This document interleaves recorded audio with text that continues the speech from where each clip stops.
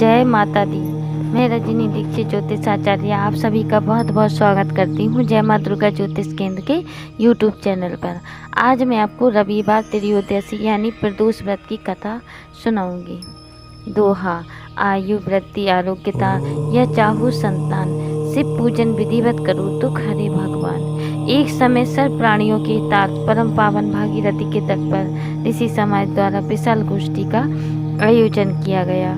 विज्ञ महर्षियों की एकत्रित सभा में व्यास जी के परम शिष्य पुराण वेदता सूत जी महाराज हरि कीर्तन करते हुए पधारे। सूत जी को देखते हुए शौनकादि 88,000 ऋषि मुनियों ने खड़े होकर दंडवत प्रणाम किया।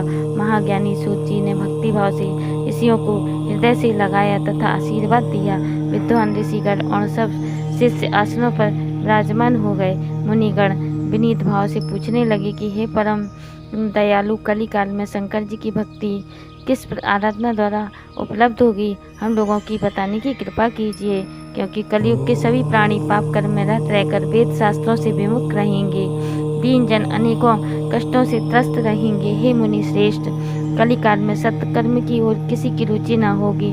जब पुण्य क्षीण हो जाएंगे तो मनुष्य की बुद्धि असत कर्मों की ओर खुद ब खुद प्रेरित होगी, जिससे वह दुर्विचारी पुरुष वंश सहित समाप्त हो जाएंगे। इस अखिल भूमंडल पर जो मनुष्य ज्ञानी होकर ज्ञान की शिक्षा नहीं देता, उस पर परमपिता परमेश्वर कभी प्रसन्न नहीं होते हैं। हे महामुने, ऐसा कौन सा उत्तम व्रत है जिसकी मनवांछित फल की प्राप्ति होती हो, कृपा करके बतलाइए। ऐसा सुनकर दयालु हृदय श्री सूत जी कहने लगे कि हे श्रेष्ठ मुनियों तथा शौनक जी, आप धन्यवाद के पात्र हैं। आपके विचार सराहनीय एवं प्रशंसनीय हैं। आप वैष्णव अग्रगण्य हैं, क्योंकि आपके हृदय में सदा हित की भावना रहती है। इसलिए हे शौनकादि ऋषियों, सुनो, मैं उस व्रत को तुमसे कहता हूँ जिसको करने से सब पाप नष्ट हो जाते हैं। धन वृद्धि कारक, दुख विनाशक, सुख प्राप्त कराने वाला, संतान देने वाला, मन वांछित फल प्राप्ति कराने वाला यह व्रत तुमको सुनाता हूँ, जो किसी समय भगवान शंकर ने सती जी को सुनाया था और उनसे प्राप्त है परम श्रेष्ठ उपदेश मेरे पूज्य पाल गुरु जी ने मुझे सुनाया था, जिसे आपको समय पाकर शुभ बेला में मैं सुनाता हूँ। बोलो उमापति शंकर भगवान की जय।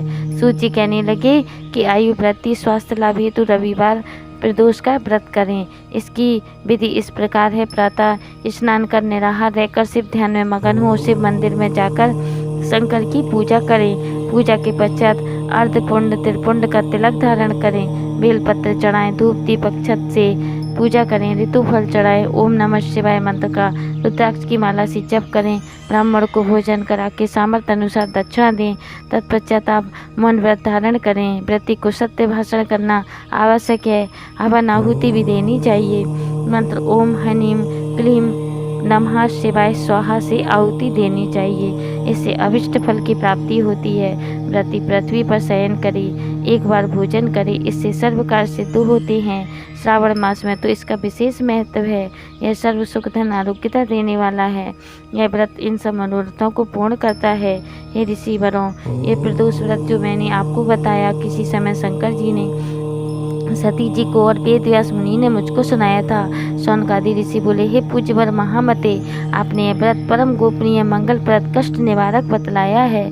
कृपया यह बताने का कष्ट करें कि यह व्रत किसने किया और उसे क्या फल प्राप्त हुआ।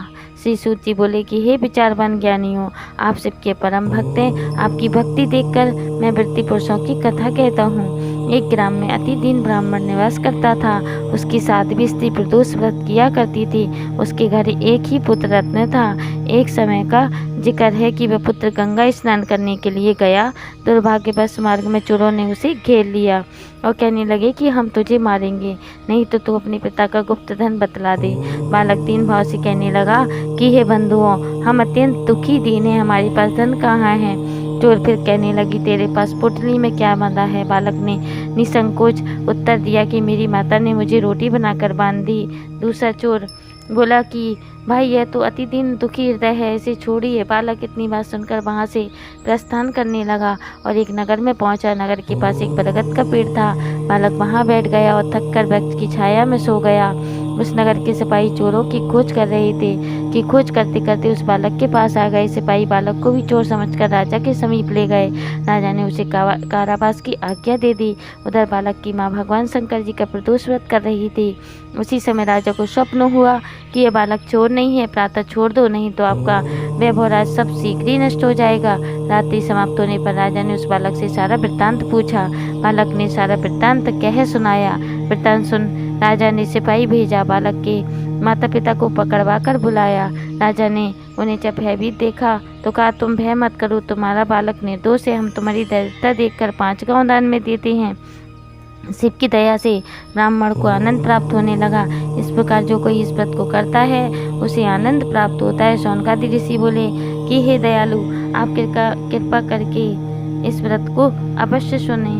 जय भोलेनाथ की। तो दोस्तों, यह थी रविवार त्रयोदशी यानी प्रदोष व्रत की कथा। आप सब स्वस्थ रहें, प्रसन्न रहें और माँ भगवती दुर्गा, भगवान भोलेनाथ से भगवान विष्णु की आप पर अपार कृपा बरसे, यही हमारी कामना है। आज का वीडियो यहीं समाप्त होता है। कल की वीडियो में फिर मिलेंगे। मेरे चैनल को सब्सक्राइब करें, वीडियो को लाइक और शेयर करें और आने वाले समय में मेरे वीडियो देखने के लिए बेल नोटिफिकेशन को ऑल पर सिलेक्ट करें।